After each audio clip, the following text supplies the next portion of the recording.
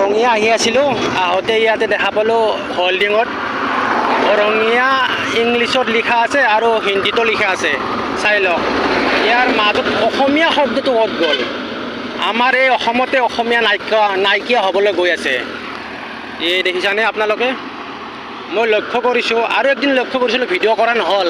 আজি মই হঠাতে আহি দেখা পালোঁ এই বেনাৰত ৰঙিয়া শব্দটোৰ অসমীয়া শব্দটো নোহোৱা হৈ আছে। নমস্কাৰ, আন এটা ভিডিঅ'লৈ আপোনালোকক স্বাগতম জনাইছোঁ। দূৰৰ পৰা লক্ষ্য কৰিছোঁ হোল্ডিং এখনক লৈ, আৰু বেনাৰখন দেখিয়ে মাথাত টিঙিতকৈ চুট এটা উঠি গৈছে। আহকচোন বাইকখন ৰখাই লওঁ আৰু কথাটো কওঁ আপোনালোকক।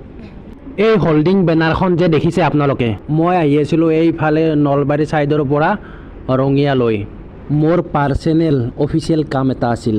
ঠিক আছে, মানি লৈছোঁ, হিন্দীত আছে, ইংৰাজীত আছে, কিন্তু অসমত যে অসমীয়াটো থাকিব লাগে সেইটো কি হ'ব? সেয়েহে মই ভিডিঅ'টো বনাইছোঁ, আপোনালোকে কমেণ্টত জনাবচোন। ফাৰ্ষ্ট অফ অল, অসমত অসমীয়া ভাষাৰ প্ৰচলন গুৰুত্ব অধিক হ'ব লাগে। সেয়েহে অসম চৰকাৰ হওক বা PWDয়ে হওক, অলপ গুৰুত্ব দিয়াটো আমি বিচাৰোঁ। ধন্যবাদ।